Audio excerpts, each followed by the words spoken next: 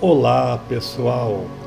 Meu nome é Mário Frigeri, sou poeta e escritor e estou convidando vocês para os meus momentos de poesia no YouTube e Facebook.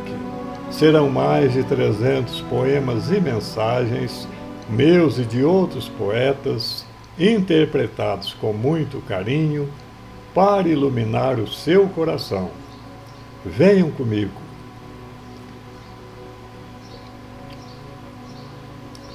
Quo vadis, Domine é uma expressão latina que significa aonde vais, Senhor?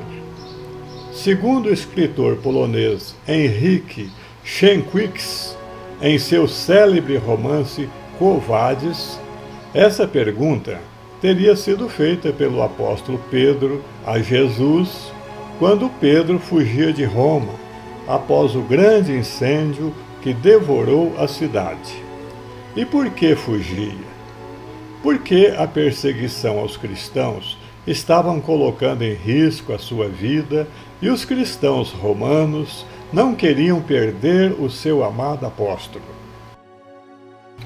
Acompanhado de seu discípulo Nazário, um jovem cristão ainda adolescente, Pedro toma a Via Ápia em direção às planícies de Campânia, quando, em determinado ponto da fuga, ele vê uma poderosa luz descida do céu aproximar-se de ambos, mas somente visível e audível a Pedro.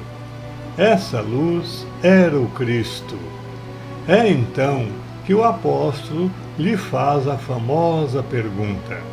A resposta do Senhor é surpreendente e os fatos seguintes mudam o rumo da história. Não vou dizer mais nada para não tirar o sabor e a surpresa da bela ficção de Sienkiewicz. Tudo faz parte da tradição cristã. Se é real ou não, pouco importa. O importante é assimilar a lição que o acontecimento encerra e, de quebra, saborear a capacidade extraordinária do famoso escritor, Prêmio Nobel de Literatura de 1905, de recriar uma época e poetizar o quadro de uma forma serenamente deslumbrante. Dito isto, vamos à mensagem. Quo vadis, Domine? Passados 30 anos sobre a morte do Cristo, o apóstolo Pedro não tornara a conhecer repouso. Com o bordão de peregrino na mão, percorrera todo o mundo e anunciara a boa nova. Tinha as forças esgotadas pelas viagens e pelo labor. E quando, por fim, ele edificara a obra do Divino Mestre naquela Roma que era a cabeça do mundo, bastara uma só irrupção de furor para queimar a obra toda. Urgia, pois, recomeçar a luta. E que luta! De um lado, Nero, o Senado, o povo romano, legiões, apertando num anel de ferro o mundo inteiro, um poder como jamais a vista humana contemplara. E do outro lado, ele, Pedro, de tal modo alquebrado pela idade e pelas canseiras, que as suas mãos tateantes mal podiam levantar o bordão de caminheiro. E por momentos confessava a si próprio que não lhe cabia medir-se com o César de Roma, e que tal obra só o Cristo podia realizar. Os cristãos romanos, fechando-o num círculo cada vez mais estreito, repetiam em voz suplicante: oculta-te, Rabi, e salva-nos do poder da besta. Por último, um de seus dedicados adeptos, chamado Lino, curvou-se diante dele, a cabeça torturada, e disse: Senhor, o Salvador te disse: apacenta os meus cordeiros. Mas os cordeiros já não existem ou serão exterminados amanhã. Volta para onde puderes encontrá-los. A palavra divina está ainda vívida em Éfeso e em Jerusalém e na Antioquia e nas outras cidades. Para que ficar em Roma? Se pereces, tornarás ainda mais absoluto o poder da besta. A João disse o Cristo que o apóstolo ficaria até a sua volta.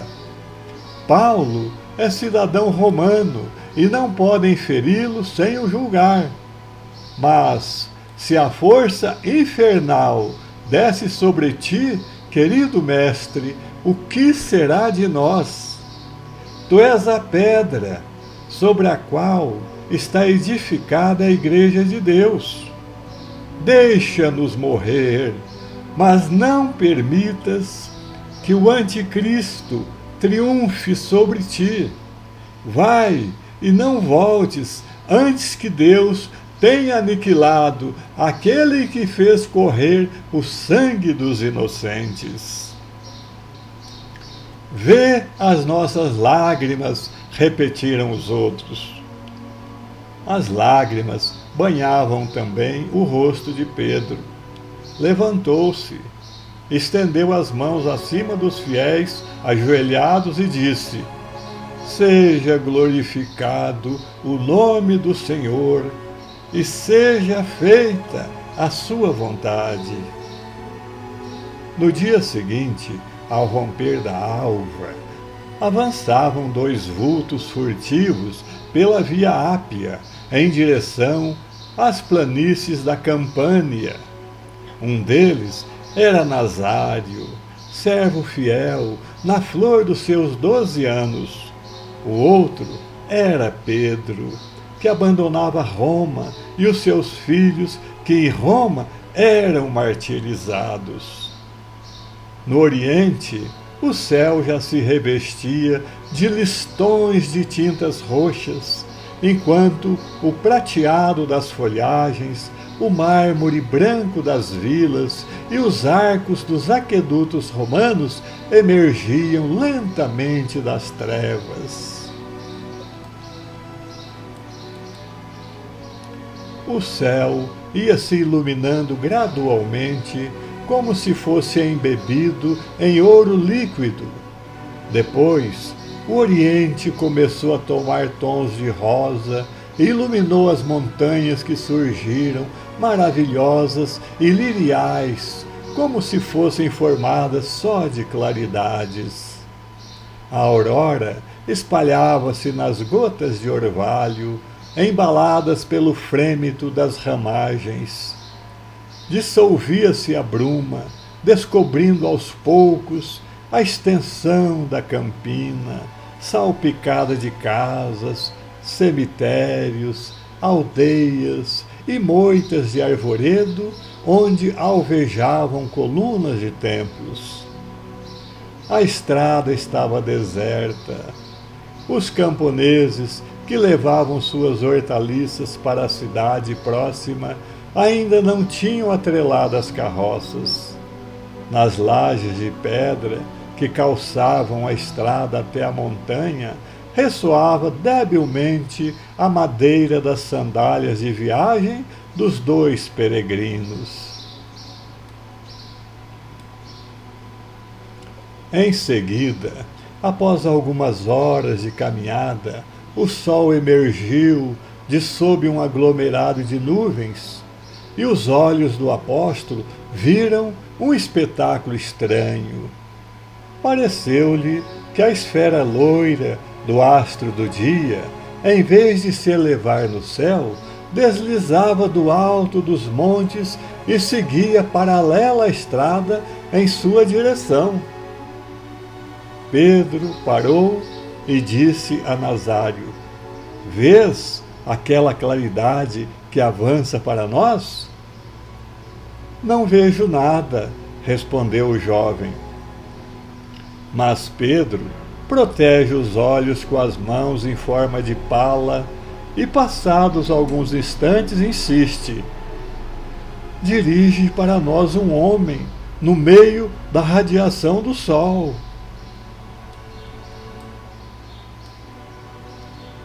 Todavia, não se ouviam os sons dos passos.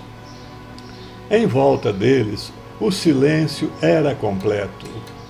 Nazário apenas reparava que as árvores estremeciam ao longe, como agitadas por mão invisível, e que na campina alastrava-se a claridade cada vez mais ampla. E olhou para o apóstolo com surpresa, perguntando com voz ansiosa: Rabi, o que tens? Pedro tinha deixado cair o bordão.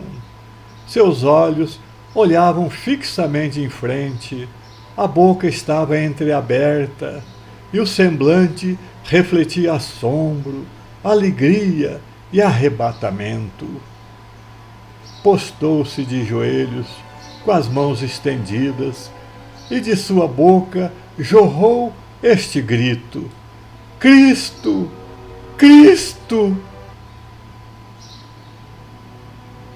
E curvou-se com a cabeça até o chão, como se beijasse pés invisíveis.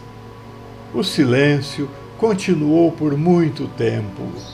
Depois, ouviu-se a voz do ancião, cortada de soluços: Quo vadis, Domine?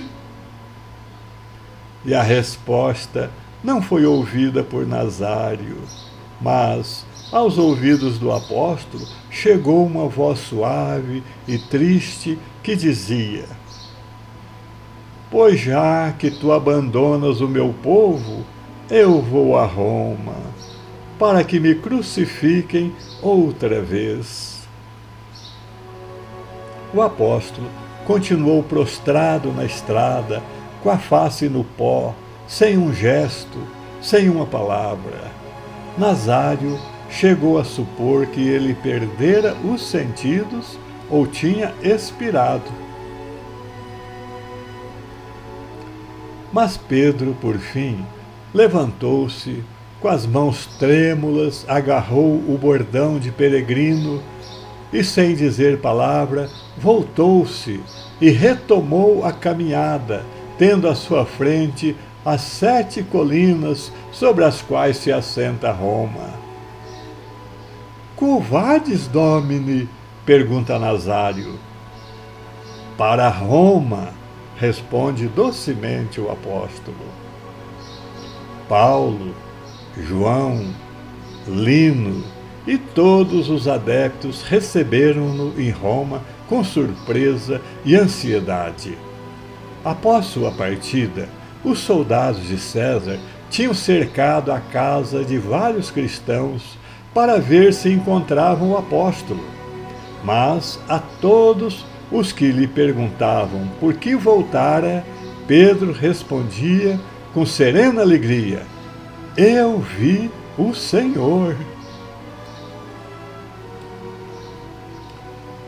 E naquela mesma noite, Pedro foi ao cemitério de Ostrianum para ensinar a palavra de Deus e batizar aqueles que quisessem ser banhados na água da vida. E desde então, lá foi todos os dias, seguido por uma multidão cada vez mais numerosa. Era como se cada lágrima de mártir fizesse nascer novos fiéis, e como se cada gemido na arena repercutisse em milhares de corações. César nadava em sangue. Roma e todo o universo pagão deliravam. Mas aqueles que estavam cansados do crime e da demência, aqueles a quem calcavam aos pés, aqueles cuja vida era uma vida de infortúnio e de imolação. Todos os oprimidos, todos os aflitos, todos os deserdados vinham ouvir a história surpreendente daquele Cristo que, por amor aos homens, se tinha deixado crucificar a fim de resgatar os pecados deles.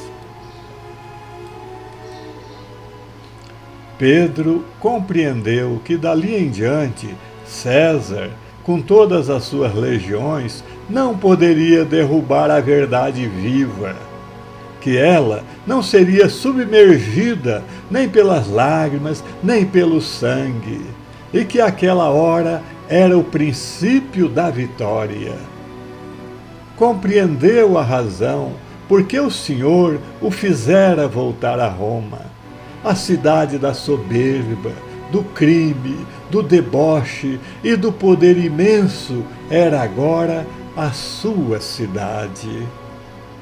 Tornara-se 2 vezes capital, capital dos corpos e capital das almas. Mas cumpriram-se os tempos para Pedro. Quando chegou a hora de seu martírio, César encontrava-se ausente de Roma. A sentença foi assinada por aqueles a quem ele confiara o poder enquanto durasse a sua ausência.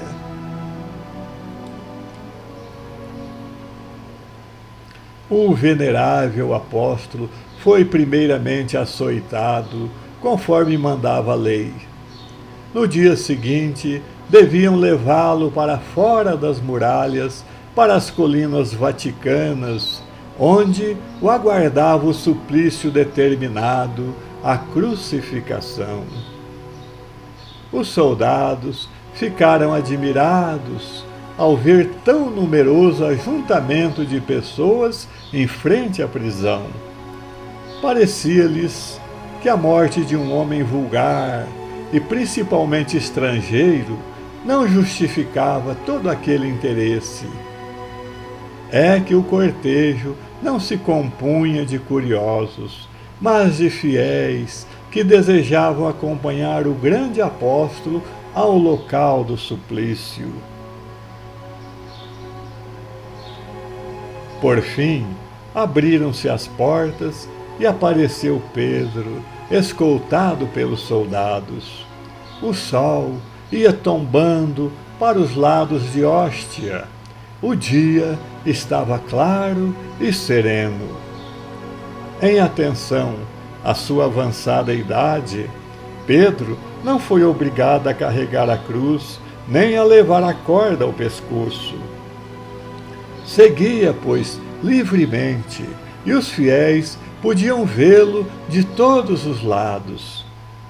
Quando avistavam a sua cabeça branca, levantaram-se soluços dentre a multidão, mas logo contidos, à vista do seu rosto radiante de alegria. E todos, conformados, compreenderam que não era uma vítima que marchava para a morte, mas um vencedor que avançava em triunfo para o reino dos imortais, ao encontro de Jesus.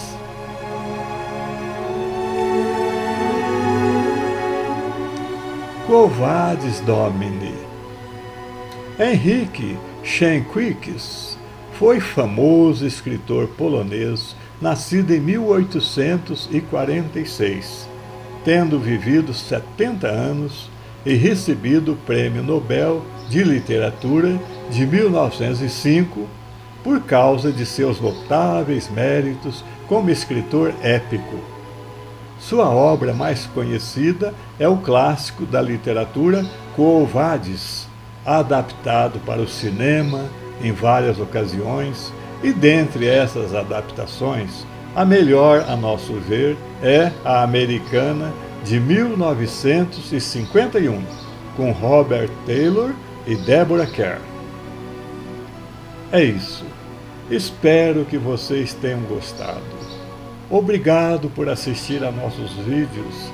Não se esqueça de deixar seu like e inscreva-se para receber em primeira mão os próximos poemas. Um grande abraço e muita paz.